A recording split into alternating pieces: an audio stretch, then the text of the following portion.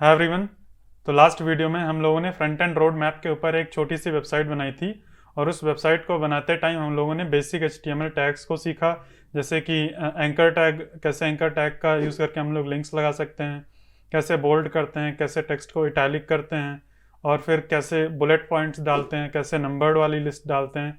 तो हम लोगों ने कुछ commonly used basic HTML elements को सीखा था और इस वीडियो में हम लोग समझेंगे इनलाइन और ब्लॉक एलिमेंट्स क्या होते हैं, उन लोग का क्या यूज़ होता है और क्या प्रॉब्लम वो लोग सॉल्व करते हैं। तो चलो अपनी स्क्रीन पे चलते हैं और मैं अभी उसी फोल्डर में आ गया हूँ जहाँ पे हम लोगों ने लास्ट प्रोजेक्ट क्रिएट किया था। इसको मैं कॉपी करके यहीं पे पेस्ट करूँगा, यानी कि डुप्लीकेट कर लूँगा इस फोल्डर को और इसका नाम दे दूँगा इनलाइन वर्सेस ब्लॉक एलिमेंट्स। इसको 03 कर देते हैं। तो सेम प्रोजेक्ट हम लोग यूज़ करेंगे इनलाइन और ब्लॉक एलिमेंट्स को समझने के लिए। तो यहाँ पे हम लोग राइट क्लिक करेंगे और ओपन विथ VS कोड कर लेंगे। तो ये मेरा VS कोड के अंदर खुल गया है। अब यहाँ पे मैं राइट क्लिक करके इसको ओपन विथ लाइव सर्वर कर दूंगा। ये मेरा लाइव सर्वर के साथ खुल गया है। तो हम लोगों ने ये वाली वेबसाइट लास्ट लेक्चर में बनाई थी। तो हम लोग यहाँ पे समझेंगे, हम लोगों ने जो भी ये क्रिएट किया है इसमें कुछ एलिमेंट्स इनलाइन है और कुछ एलिमेंट्स ब्लॉक हैं। तो उसमें से कौन से इनलाइन है, कौन से ब्लॉक हैं। तो अगर हम लोग को खुद ही अगर देखना हो तो कैसे देखेंगे, किसी भी, जैसे फॉर एग्जांपल इस पर अगर क्लिक करके इंस्पेक्ट करेंगे तो हमारा ये एलिमेंट्स टैब खुल जाएगा और फिर यहाँ पे ये कंप्यूटर वाला टैब है, इस पर अगर आ जाएंगे और यहाँ पे हम लोग को यहाँ ऊपर ही दिख रहा है डिस्प्ले ब्लॉक, और भी बहुत चीज़ें दिख रही हैं। तो यहाँ पे थोड़ा सा फिल्टर लगा दो, DISP। तो मैंने ये डिस्प्ले ब्लॉक, ये डिस्प्ले का फिल्टर लगा दिया है। तो बस केवल यही वाली प्रॉपर्टी मुझे दिख रही है और इसकी वैल्यू है ब्लॉक। ठीक, तो ये तो हो गया ब्लॉक। तो ये ब्लॉक एलिमेंट है। तो फिर कौन से यहाँ पे इनलाइन एलिमेंट्स हैं। तो यहाँ पे इनलाइन एलिमेंट ये है, जैसे कि ये बोल्ड टैग पे जाएंगे तो ये अगर देखेंगे तो यहाँ पे इनलाइन लिख के आ रहा है। ठीक, ये यहाँ पे इनलाइन है। और भी एंकर टैग है जो ये इनलाइन एलिमेंट है। तो डिफरेंस क्या है इन दोनों में, देखो ध्यान से देखो। ये जो बोल्ड एलिमेंट है इसकी विड्थ उतनी ही है जितना उसके अंदर कंटेंट है, लेकिन इसकी विड्थ देखो, H1 की विड्थ यहाँ से यहाँ तक जा रही है। ये अगर यहाँ पे देखोगे तो उसकी विड्थ भी लिख के आएगी। तो इसकी विड्थ 677 है। तो इसकी विड्थ पूरा इसके बराबर है, ये लगभग इसके बराबर, मतलब पूरी 100% होती है। बाय डिफॉल्ट ब्लॉक एलिमेंट्स की विड्थ 100% होती है, चाहे उसमें थोड़ा सा कंटेंट लिखोगे, चाहे केवल एक अक्षर लिख दोगे, चाहे पूरी लाइन लिख दोगे, उसकी जो विड्थ होगी 100% हमेशा होगी। तो जैसे कि ये P टैग है, इसकी विड्थ 100% है और ये डिस्प्ले ब्लॉक है। ठीक, तो इनलाइन एलिमेंट्स की विड्थ बस उतनी ही होती है जितना उसके अंदर कंटेंट होता है। तो ये देखो, ये जो एंकर टैग होता है ये भी इनलाइन एलिमेंट होता है और उसकी विड्थ उतनी ही होती है। यहाँ पे अगर देखोगे तो उतनी ही रहेगी जितना उसके अंदर कंटेंट है। और अगर यहाँ पे आके हम लोग इमेज को देखें तो इमेज भी एक इनलाइन टाइप का है, डिस्प्ले इनलाइन। ठीक, तो ये सारे एलिमेंट्स डिस्प्ले इनलाइन है।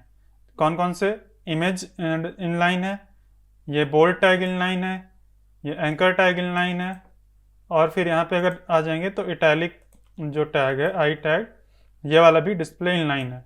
तो ये सारे इनलाइन एलिमेंट्स हैं। इसकी विड्थ बस उतनी होती है जितना उसके अंदर कंटेंट होता है।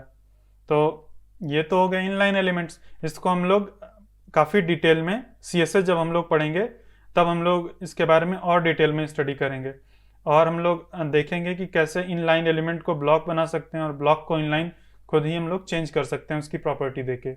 तो 1 मिनट के लिए हम लोग इस सारे कंटेंट को हटा देते हैं। ठीक, सबको हटा देते हैं, लगभग नीचे का पूरा हटा देते हैं, ऊपर का थोड़ा सा रखते हैं।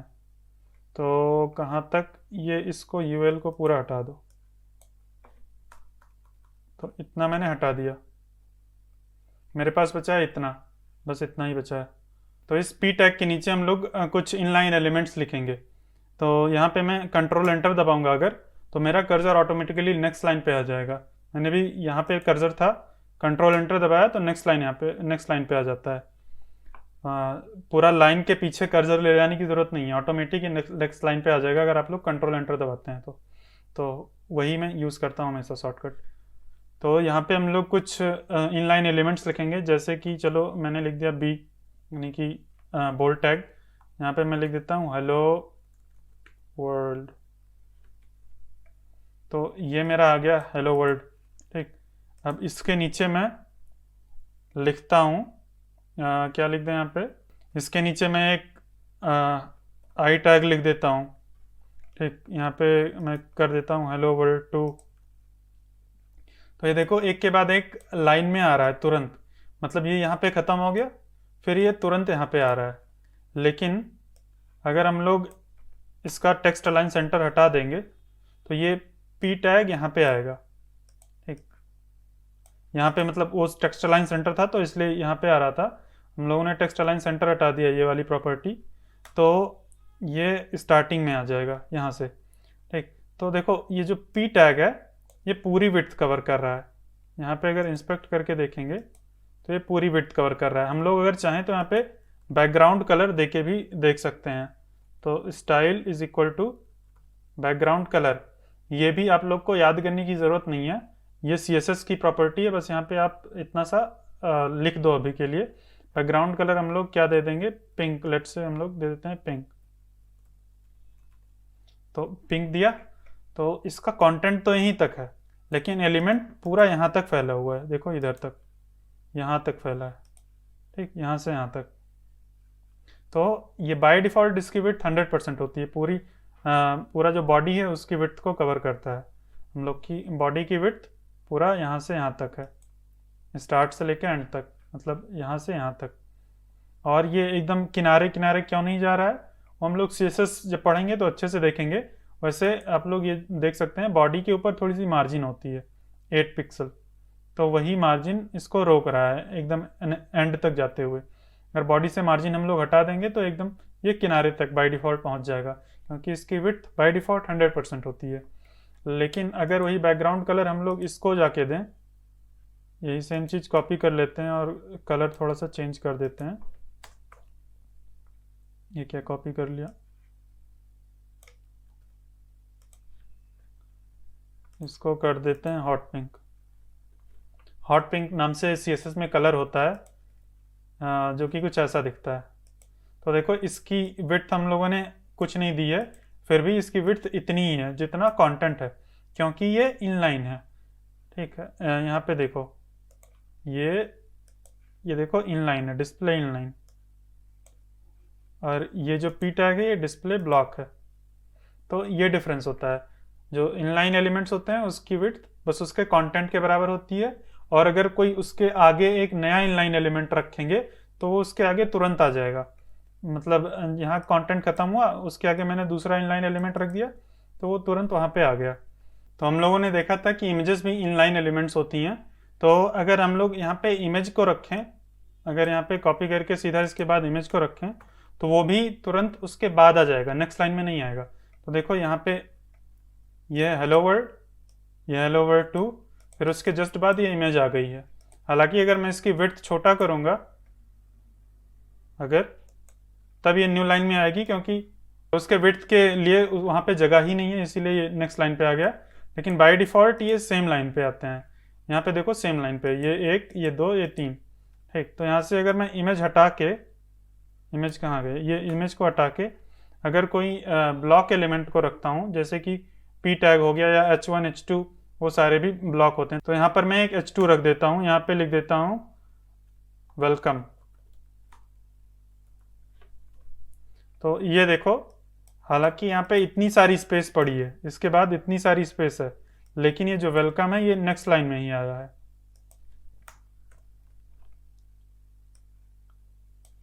ये देखो, तो अभी क्या हुआ था कि मैंने इसका नाम, इसका टैग का नाम तो चेंज कर दिया था, लेकिन इसका नाम नहीं चेंज हुआ था।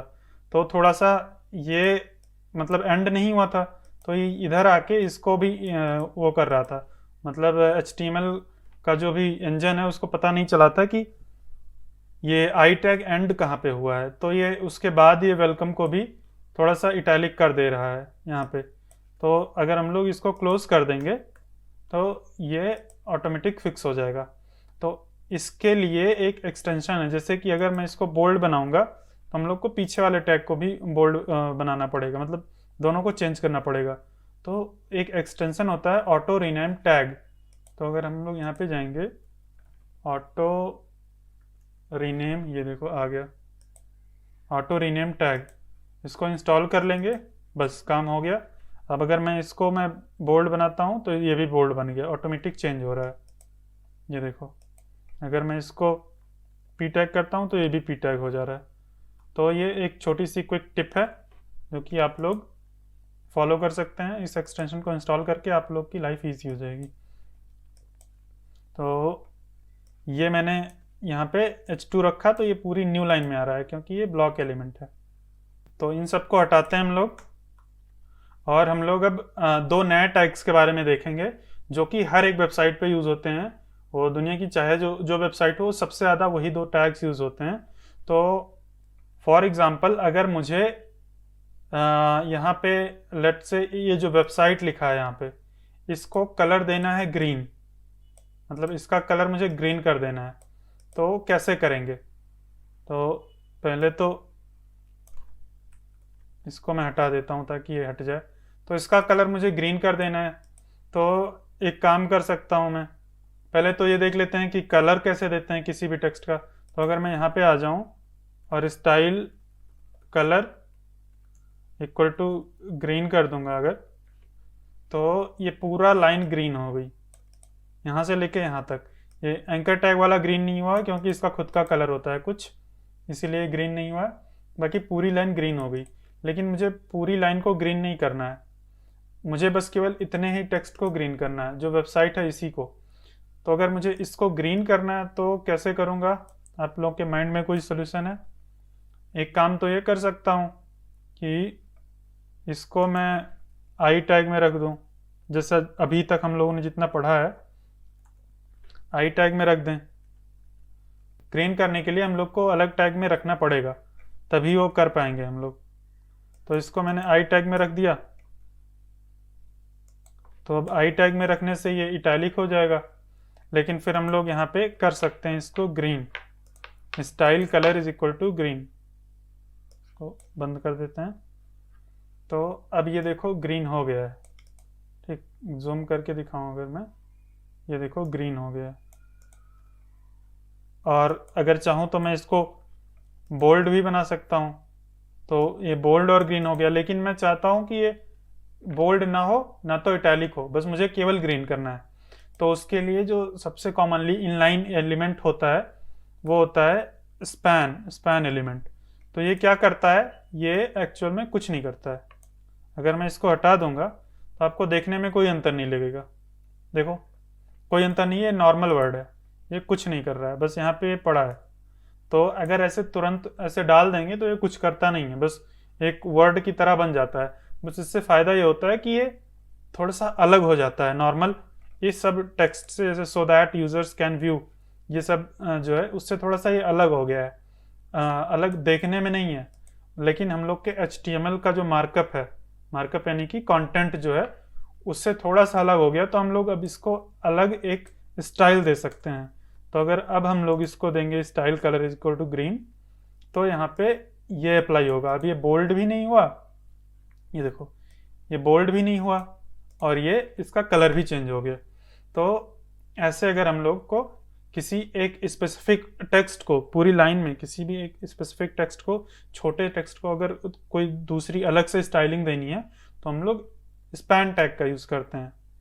तो ये हो गया सबसे कॉमनली यूज्ड इनलाइन एलिमेंट।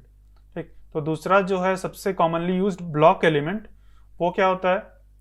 वो होता है डिव। उसका नाम होता है डिव। उसका फुल फॉर्म होता है डिवीज़न बोलते हैं। एक डिवीज़न का मतलब एक सेक्शन को रिप्रेजेंट करता है पूरे पेज पे। तो जैसे कि इस केस में मैं एक प्रॉब्लम बताता हूँ। प्रॉब्लम क्या, एक मैं टास्क बताता हूँ। जैसे कि आप लोग को इस पूरे सेक्शन को, ये जो लाइन है इसके नीचे और फिर ये इमेज, इसको छोड़कर ये जो ऑल कॉपीराइट्स रिजर्व है, इस पूरे का बैकग्राउंड में हॉट पिंक करना है। कोई भी कलर कर दो, बस रेड ब्लू ये सब मत करना, नहीं तो आँख में बहुत ज़्यादा तेज लगता है। कोई भी पिंक कर दो, ग्रीन कर दो, टील कर दो। चलो टील करके देख लेते हैं। टील हल्का सा ग्रीन सा कलर होता है, तो कोई भी कलर कर दो। तो इतने का कलर मुझे करना है, ये इतने का कलर।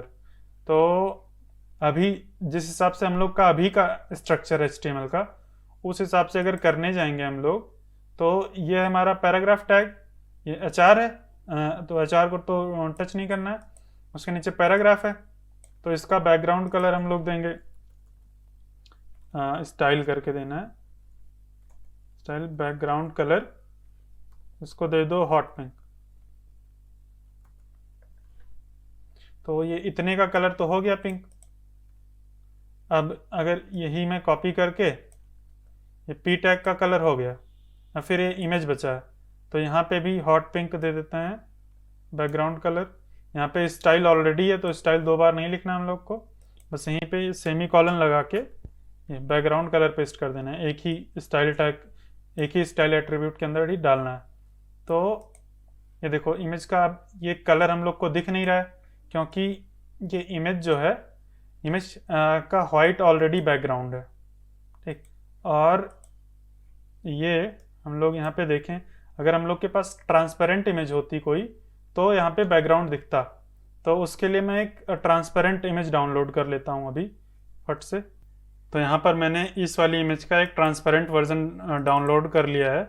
अब हम लोग इसको अपने प्रोजेक्ट में लगाएंगे और फिर देखेंगे कैसे इसका कलर दिखता है बैकग्राउंड में।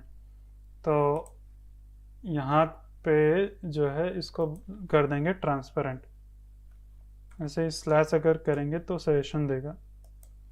तो ये मैंने ट्रांसपेरेंट वाली इमेज लगा दी। तो अब हम लोग को ये बैकग्राउंड कलर दिख रहा है, पहले नहीं दिख रहा था, पहले क्योंकि ऐसा था। तो पहले क्योंकि इसका जो बैकग्राउंड था ऑलरेडी ट्रांसपेरेंट नहीं था, वाइट था, तो वो तो वो नहीं दिख रहा था। अब हम लोगों ने इसको कर दिया ट्रांसपेरेंट बैकग्राउंड वाला, जब दे दिया तो ये उसके थ्रू दिख रहा है, क्योंकि इसका बैकग्राउंड ट्रांसपेरेंट है। इसका जो बैकग्राउंड कलर है दिख रहा है, यहाँ से हम लोग इसको चेंज ऐसे टॉगल कर सकते हैं। तो ये इतना हो गया, लेकिन मैं चाहता हूँ ये पूरा हो। यहाँ पे जैसे व्हाइट स्पेस है तो ये स्पेस आ रहा है, ठीक। तो ये हम लोग को 2 जगह पे देना पड़ा। एक तो अगर ऐसे मेरे पास 10 एलिमेंट होते तो 10 को देना पड़ता बैकग्राउंड कलर, और फिर उसमें अगर कोई गैप है तो थोड़ा सा वो गैप भी आ जाता। तो जो डिव होता है उसको हम लोग यूज़ करते हैं कई सारे एलिमेंट्स को रैप करने के लिए, रैप में यानी कि उसके अंदर रखने के लिए। तो जैसे कि हमारा ये P टैग है और ये इमेज टैग है, तो इसके ऊपर अगर हम लोग डिव लगा दें और उसका जो क्लोजिंग टैग है उसको इमेज के नीचे रख दें, तो ये हो गया हमारा एक कंटेनर टाइप में। और इसको मैं सेलेक्ट करके टैब दबा देता हूँ, तो ये हमारा जो अब डिव है ये इन दोनों को कंटेन कर रहा है, यानी कि ये दोनों एलिमेंट्स जो हैं हमारे डिव के अंदर हैं। हमारा जो डिव है इसका पेरेंट है, इन दोनों का पेरेंट है। तो अगर हम लोग ये style background colour is equal to ये कर दें यहाँ पे पिंक, तो ये देखो ये पूरा सेक्शन पिंक हो गया। लास्ट टाइम क्या था, ये ऐसा कुछ था। एक बार कंट्रोल Z कर लेते हैं।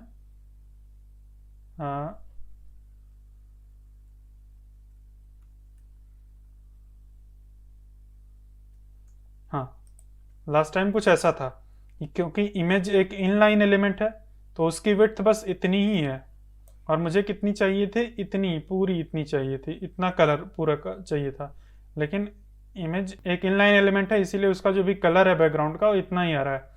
तो अगर हम लोग इसको एक ये ब्लॉक एलिमेंट में रख देंगे, डिव एक ब्लॉक एलिमेंट होता है। अगर हम लोग यहाँ पे इंस्पेक्ट करें तो ये डिव सेलेक्ट हो गया, और इसका देखो डिव का यहाँ पे भी डिस्प्ले ब्लॉक दिखा रहा है। नहीं तो कंप्यूटर में जाएंगे, यहाँ पे डिस्प्ले अगर हम लोग लिख देंगे तो ये देखो डिस्प्ले ब्लॉक लिख के आ रहा है।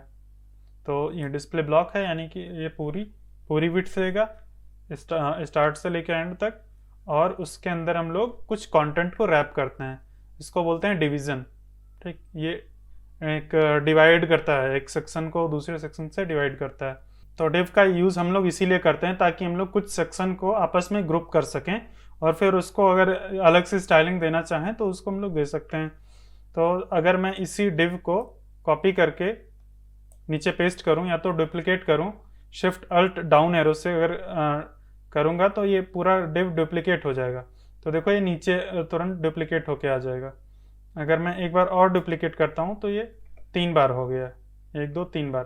तो अब हम लोग इसको पूरा एक 3 सेक्शन में समझ सकते हैं। एक हम लोग सोच सकते हैं कि 3 अलग अलग सेक्शन है और तीनों को अलग अलग हम लोग कलर दे सकते हैं। जैसे इसको अगर मैं टील कलर दे दूँ, थोड़ा सा ग्रीनिश कलर होता है, तो ये इसका टील कलर हो गया। और ये इमेज का बैकग्राउंड कलर आ रहा है क्योंकि यहाँ पे हमने दिया था इमेज का बैकग्राउंड कलर अलग से ये। तो इमेज का बैकग्राउंड कलर इधर से हटा देते हैं और इधर से भी हटा देंगे तो भी, ये कहाँ है, ये इधर से ऊपर वाले में से। तो यहाँ से भी मैंने इमेज का बैकग्राउंड कलर हटा दिया है, लेकिन क्योंकि ये जो इसका पेरेंट है, इस इमेज का पेरेंट क्या है, डिव है, उस पर कलर दिया गया है तो वो दिख के आ रहा है हमें, मतलब पूरा ये दिख रहा है क्योंकि ये ट्रांसपेरेंट इमेज है। और फिर इसका दूसरा कलर हो गया, फिर इसको भी कुछ कलर दे देते हैं। चलो कंट्रोल स्पेस दबाएंगे तो ऑटोमेटिक जितने भी CSS में कलर्स होते हैं उनका सजेशन आ जाता है। ये कौन सा ट्राई करें, ये डार्क सी ग्रीन, ये वाला कर देते हैं। यहाँ पे भी इसका इमेज का बैकग्राउंड कलर दिया गया है अलग से, इसको भी रिमूव कर देते हैं। तो ये हम लोग का 3 सेक्शन हो गया, तीनों को अलग अलग हम लोगों ने कोई स्टाइल दी है।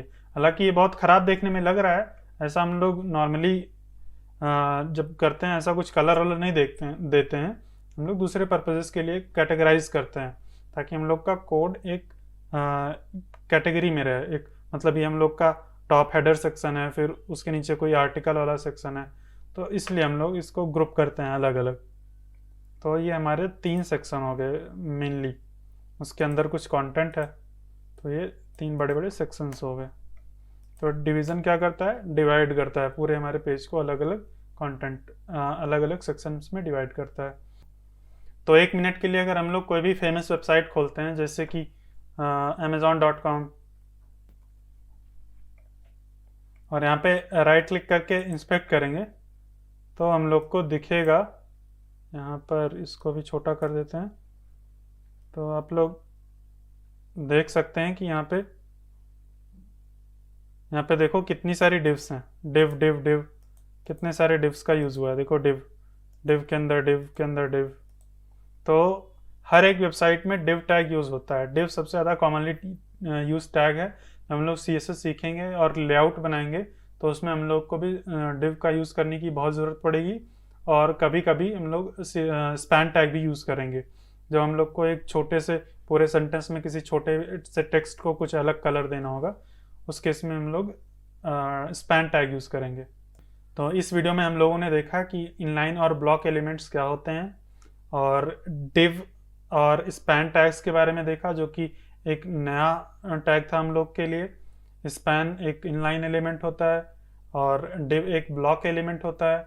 जब हम लोग CSS सीखेंगे तो और भी डिटेल में और भी डेप्थ में समझेंगे कैसे एक इनलाइन एलिमेंट को एक ब्लॉक एलिमेंट बना सकते हैं, कैसे ब्लॉक को इनलाइन बना सकते हैं। तो ये सब हम लोग सीखेंगे जब CSS पे हम लोग पहुंच जाएंगे।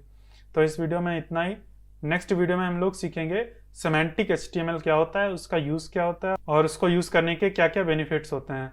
तो इस वीडियो में इतना ही, मिलते हैं नेक्स्ट वीडियो में, तब तक के लिए बाय बाय।